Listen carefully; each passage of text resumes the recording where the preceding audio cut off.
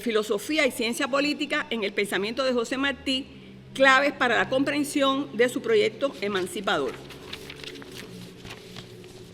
El pensamiento político martiano se inclina hacia la filosofía política, y ello no es casual, sino obedece al contexto histórico-político donde se desenvuelve el pensar y el actuar de José Martí. La filosofía encuentra en la política su posibilidad de objetivación práctico-transformadora, y justamente en el proceso de formación de Cuba como nación se establece una interrelación muy estrecha entre filosofía y política, como resultado de las urgencias sociales de la sociedad cubana en la primera mitad del siglo XIX. Figuras descollantes de este quehacer fueron, sin lugar a dudas, Félix Varela y José de la Luz y Caballero. Martí conoce y se apropia de estas ideas a través de su maestro Rafael María de Mendive, como todos conocemos, y justamente es Martí la figura culminante de la tradición electiva del pensamiento filosófico cubano del siglo XIX. Se puede afirmar que la filosofía martiana es una filosofía del comprometimiento, de la liberación nacional de toda dominación espiritual y económica, en tanto asume como problemática principal en su lucha contra la dominación colonial española la liberación política. Sin embargo, sus reflexiones acerca de Sudamérica en general y de su patria en particular, durante su propia experiencia histórica y posicionado desde los intereses de los más humildes, lo convierten también en un teórico de la política, aunque no escribiera un tratado como tal y no se lo propusiera conscientemente.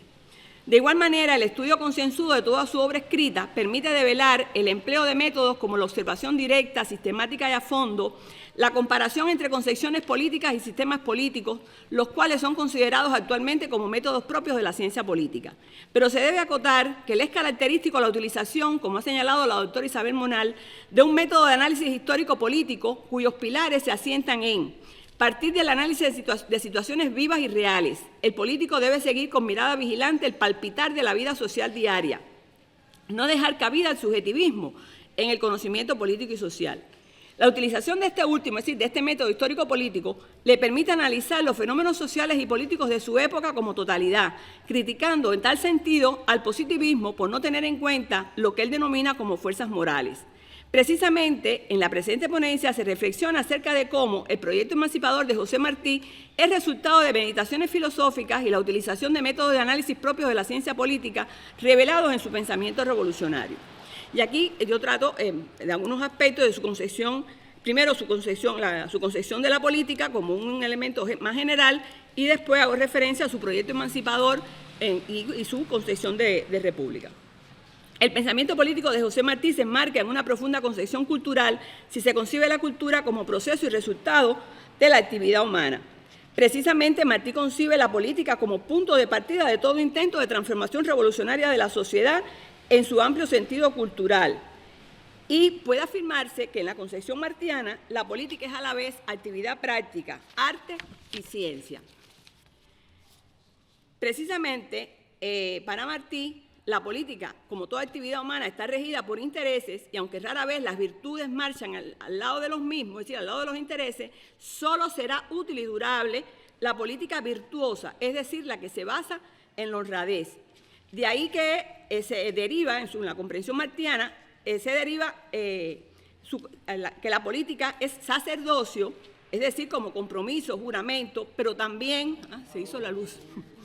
pero también puede convertirse en villanía, vileza, indignidad y por tanto decae oficio. A partir de esta distinción, Martí reconoce que la política no comprende solamente, y esto me parece muy importante, asuntos de gobierno, sino también es deber y derecho de todo el mundo como ocupación natural y generosa para la conquista del bienestar y dignidad duradera de todo un pueblo y, por tanto, no debe servir de medio para la realización de fines ambiguos y comerciables.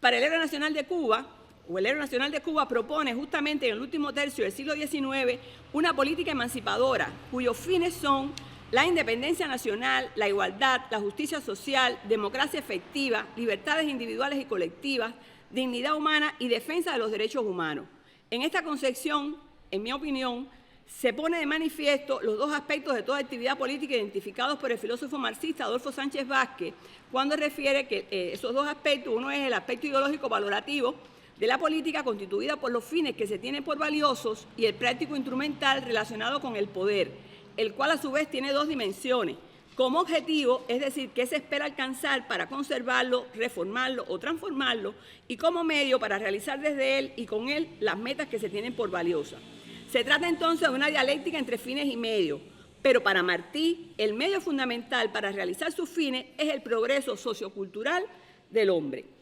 Y ello es consustancial, algo que el doctor Rigoberto Pupo Pupo, doctor en ciencia,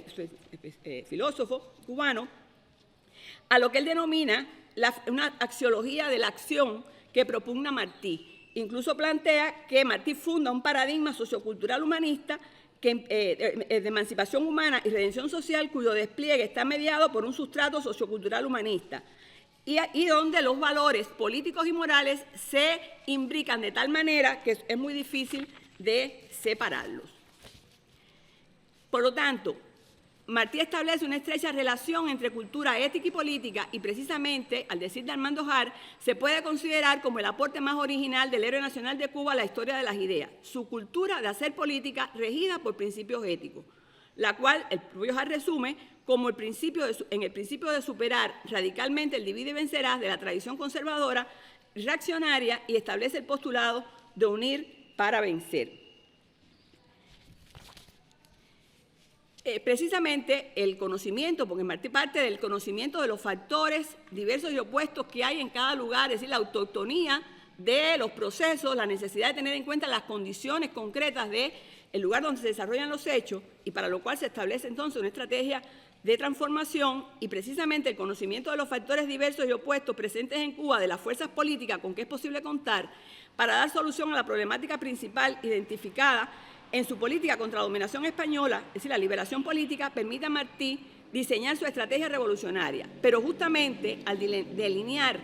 la misma tiene en cuenta las experiencias de la práctica política de su época, tanto en Latinoamérica como en Estados Unidos. Es por ello que se coincide con Ramón de Armas acerca de que el concepto de república es central en la concepción política martiana, en tanto la república es problema central de nuestra América. Entonces, el segundo aspecto es justamente el proyecto emancipador martiano, su concepción de república. Martí elabora una concepción nueva de república, expresada en síntesis en la interrelación que establece, en mi opinión, entre los conceptos nación, gobierno y democracia, los cuales dotan de un significado distinto al existente hasta entonces en el pensamiento político burgués. Y ello se fundamenta en reconocer la necesaria participación de las masas en la construcción del poder político. En su opinión, la República ha de emerger de un proyecto revolucionario que, comenzando desde la propia organización de la guerra por la independencia, ha de ser continuidad del mismo, más allá del campo de batalla, en pos del reconocimiento y la práctica franca de las libertades verdaderas. Como estratega político en la búsqueda de medios de lucha para el logro de sus objetivos, José Martí concibe la guerra como procedimiento político. Y según la doctora Isabel Monal, en un trabajo que escribió hace muchos años, dice que eso es un hallazgo en el pensamiento político martiano y la considera conveniente para Cuba, es decir, la guerra, porque así se resolverá definitivamente la contradicción principal existente a lo largo del siglo XIX, es decir, la concerniente a Cuba como colonia contra España como metrópoli a lograr la emancipación política de la nación cubana. Para Martí, la guerra en Cuba debe hacerse como instrumento de gobierno popular y preparación franca y desinteresada de la República. Es todo un proyecto político con carácter nacional en el cual están implícitas las vías y los medios para fundar un nuevo Estado con características propias, con gobierno nacido de las realidades y experiencias emancipadoras cubanas. A partir de la aplicación de su método histórico-político, Martí infiere que las naciones latinoamericanas en general y la cubana en particular emergen como resultado de acciones políticas, es decir, de las luchas por la independencia. Por tanto, sus gobiernos deben nacer de sus propias realidades y experiencias emancipadoras. Y como esencia de la República Nueva, debe florecer una democracia caracterizada por la equidad y la justicia social. De esta manera, su concepción de república es resultado de una lógica de análisis diferente a la aplicada por la ciencia política occidental. Aquí se pone de manifiesto la tesis de Marx acerca de la lógica especial del objeto especial, en tanto los cambios ocurridos en el objeto obligan a cambiar la lógica de reproducir el referente real. Martí asume entonces una concepción nueva del poder político, que la sustenta en sus consideraciones acerca de la política estimulada por el cumplimiento de los deberes para con la patria, a través de la utilización de métodos favorecedores de justicia para todos, debe procurar el bien de todos. Y aquí voy a hacer porque además quiero decirlo porque es mi opinión. A mí me parece que en Martí, por lo que he estudiado, yo no afirmaría que él parte de una conciliación de clase, sino que en Martí se da justamente a partir de todo esto que hemos estado planteando, una síntesis de intereses clasistas, donde los intereses patrios son los que van a predominar. Porque justamente después, cuando Martí habla de la República, y de la República que él, su proyecto de República, está hablando donde se deben privilegiar a los trabajadores y también a los más humildes. Y por eso critica incluso las repúblicas instauradas en América Latina a partir de las luchas por la independencia. Esta nueva concepción del poder, bueno, ya lo decía, además, según Martí, el poder es la capacidad para estimular el cumplimiento del deber y no para imponer el control. Se legitima al estar basado en el consenso por la coincidencia de intereses y no para el beneficio de unos pocos. En su opinión, y esto me parece vital para hoy, incluso en Cuba, se construye desde abajo, de la asamblea o la junta local, y en consecuencia significa que el municipio es la raíz y la sal de la libertad. Resulta significativo el vínculo estrecho establecido por Martí entre libertad y ejercicio del poder político. Él concibe la libertad no solo como hecho político de la independencia nacional, sino también como un hecho cultural, al pensarla como la capacidad del hombre para determinarse por sí mismo, resultado de una ardua educación como ciudadano. Debe ser preservada en todo momento a través del ejercicio del poder, entendido como la posibilidad de estimular el cumplimiento del deber, como ya lo dije antes, con la participación de todos.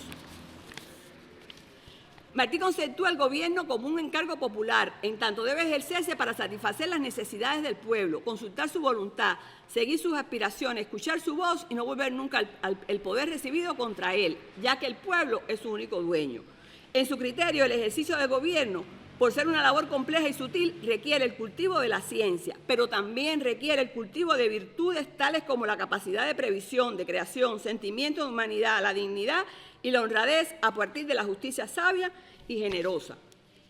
Por tanto, los gobernantes para Martí son servidores del pueblo, con un alto sentido del honor y un profundo respeto por la dignidad de los hombres. Todos tienen el deber y la obligación de luchar por la libertad y el bienestar de la patria. Aunque Martí está consciente de que república y democracia no son sinónimos, la esencia de la república, en su opinión o en su concepción, radica en el genuino carácter democrático, en tanto en una república sin equidad y justicia social no puede haber una verdadera democracia. En la concepción martiana de república, una de las bases del buen gobierno y de las garantías de satisfacción entre los que contribuyen a él es la de la independencia interior de sus organizaciones, ajustables a lo particular y local en todo aquello en que ni en espíritu ni en método choque con los fines precisos para los que las mismas están constituidas. Y aquí voy a decir algo que ya el compañero decía ahorita. Asume una nueva concepción con respecto a los partidos políticos de su época y por eso funda en 1892 el Partido Revolucionario Cubano, el cual no es, dice él textualmente, no es como los partidos políticos suelen ser, es decir, una agrupación de hombres cuyo fin es el triunfo determinado de un modo de gobierno, sino reunión espontánea de los aspirantes a levantar un pueblo con cariño y justicia, a juntar fuerzas que aseguren el bienestar futuro, con los sacrificios necesarios y a crear una nación ancha y generosa fundada en el trabajo y la equidad. Por tanto, el Partido Revolucionario Cubano simboliza el espíritu de la Revolución de Martí y discurre como obra ético-moral y único organismo político capaz de unir todas las fuerzas deseosas de luchar por la independencia de la patria y llevar adelante la estrategia trazada. De igual forma muestra las cualidades necesarias a un organismo político para nuestra América, en la difícil y larga marcha por la democracia y el progreso social. A modo de conclusiones, el legado martiano confirma que si bien su práctica revolucionaria le permitió ascender teóricamente, la conjugación dialéctica de su filosofía política y su teoría política deviene en él práctica revolucionaria. El diseño de su estrategia política tributa sobre todo a la solución de los problemas más acuciantes de la Cuba decimonónica. Sin embargo, adquiere por su trascendencia alcance continental, al subrayar en términos de república una propuesta para los pueblos nuevos que no puede ser imitación de la planteada por la ciencia política occidental y su práctica política. Cuestión que al no ser debidamente observada en la práctica política de nuestra América inmediata posterior a las luchas por la independencia de España, le llevó a advertir la necesidad de una segunda independencia. La concepción martiana de república brinda posibilidades heurísticas para la comprensión de los fenómenos políticos actuales. En tanto, el hilo lógico que articula nación, gobierno y democracia pueden encontrarse en su consideración acerca de la independencia completa, que incluye independizarse de cualquier potencia extranjera y también la justicia, la dignidad de sus ciudadanos, la igualdad, independencia completa de las formas de gobierno para las necesidades del sur que aviven la comunidad nacional desde su autonomía. Muchas gracias.